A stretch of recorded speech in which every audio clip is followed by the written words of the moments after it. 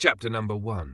रंग बिरंगी लाइटों से और लोगों से खचाखच भरा एक एरिया जहां पर हर किसी का चेहरा खुशी से झलक रहा था, भले ही वो खुशी झूठी क्यों ना हो। रात के तकरीबन 1 बजे जहां पूरा शहर गहरी नींद में सोया हुआ था, वहीं इस जगह पर दुनियाहान की रौनक बिखरी हुई थी। लेकिन ये रौनक सिर्फ 4-5 घंटे की ही थी। दिन निकलते ही यहां की सारी रौनक भी गायब हो जाने वाली थी। तब तो यहां किसी इंसान का आना बिन मौसम बरसात आने जैसा होता। कोई दिन में यहां आएगा भी क्यों? क्योंकि दिन में इज्जतदार लोगों के लिए यहां आना किसी पाप से कम नहीं था। मगर सूरज ढलते ही वही इज्जतदार लोग शराफत का चोला छोड़कर यहां इज्जत का सौदा करने आते थे। दिन में जो लोग इस जगह को गंदी गालियां देते थे, शाम होते ही वही लोग यहां अपने गंदे रंग दिखाने आते थे। दिन में लोग यहां की औरतों को गालियां देते थे, तो रात को उन्हीं को अपने जिस्म की भूख शांत करने के लिए इस्तेमाल करते थे। अपनी जेब से चंद रुपए निकालकर मजबूर की आबरू खरीद कर खुद को मर्द कहलाते हैं। और जब जब कोई रोकर उनके आगे खुद को छोड़ देने की भीख मांगता है या उनके दिए दर्द से कराहता है, तो ये उसे अपनी मर्दानगी की जीत समझते हैं। बेशर्मी और हैवानियत से भरे लोग यहां पर सेठ और साहब कहलाते हैं, तो मासूम और मजबूर वेश्या।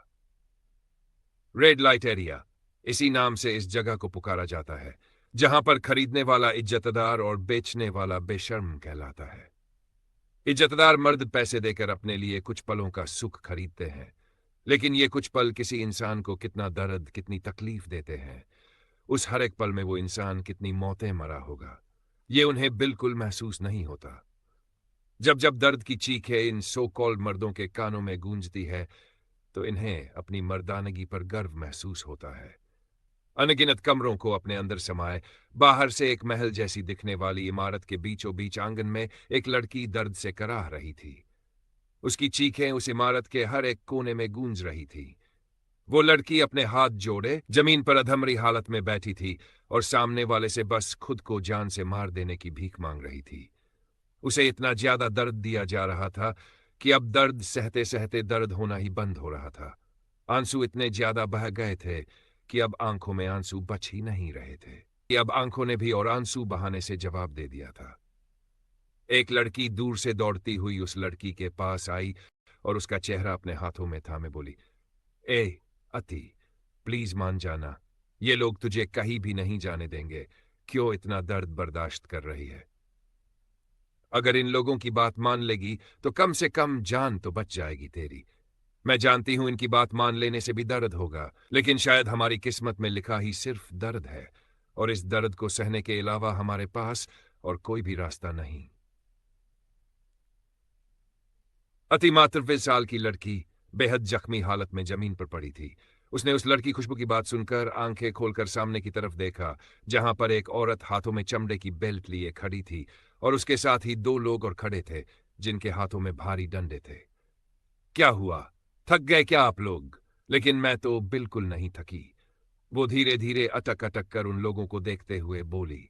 होठों के किनारे बिल्कुल फटे हुए थे, जिनमें से खून रिस रहा था, और चेहरे को छोड़ जिस्म का हर एक अंग खरोंचों और घावों से भरा हुआ था।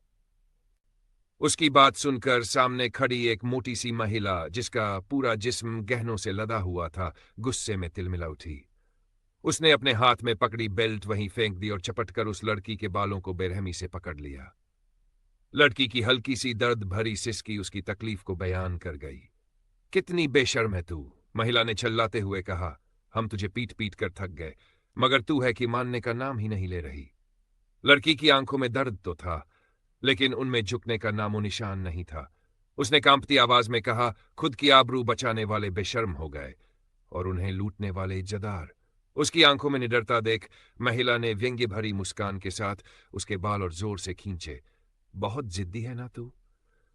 कोई बात नहीं, तेरी ये जिद भी टूटेगी, महिला ने गुर्राते हुए कहा। तेरी इस हैकड़ी को मैं भरी महफिल में नीलाम करूंगी। देखते हैं तू खुद को कब तक बचा पाती है। इतना कहकर महिला ने लड़की को जोर से धक्का दे दिया। लड़की फिर से जमीन पर जा गिरी, मगर उसकी आंखों में अब भी हार का कोई अंश नहीं था। तभी पीछे से एक आवाज आई, सिन्हा शेखावत। ये नाम सुनकर ही कालिंदी ने पलटकर पीछे देखा।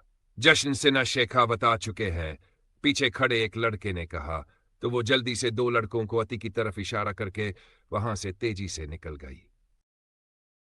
उसके जाने के बाद उन दो लड़कों मनोज और सुरेश ने अति को पैर से हिलाकर देखा। उसने कोई रिस्पांस नहीं दिया तो उन्होंने उसके चेहरे पर आए बाल हटाकर देखा। एकदम चांद सा चेहरा, लेकिन इस चांद पर कोई भी दाग नहीं। आंखें बंद किए वो बेहोश हो चुकी थी। उसे बेहोश देख उन दोनों ने उसका एक एक हाथ पकड़कर उसे घसीटना शुरू किया और अंदर कमरे की तरफ ले गए। आइए, आइए, जशन सिंह शेखावत जी, हमारी नगरी में आपका स्वागत है।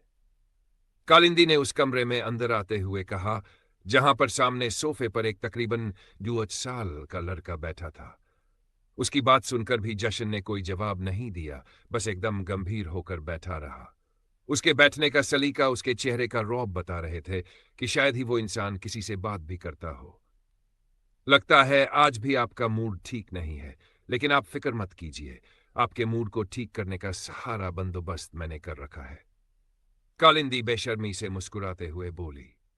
जा शेखर, इन्हें ऊपर N1 नंबर कमरे में ले जा। आज इनकी तबीयत और दिल दोनों खुश हो जाएगा। कालिंदी ने सामने खड़े अपने आदमी शेखर से कहा तो जशन सिंह हंसे उठा। दोनों सीढ़ियां चढ़कर ऊपर की तरफ चले गए।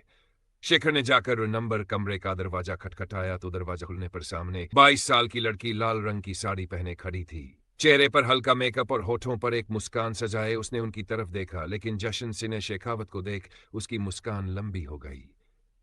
शेखर के जाने के बाद जशन अंदर आया तो वो लड़की भी दरवाजा बंद कर उसके पीछे पीछे आई। अगर आपको स्टोरी पसंद आई तो वीडियो को लाइक और सब्सक्राइब कीजिए ताकि हम आपको आगे भी ऐसी स्टोरी देते रहें।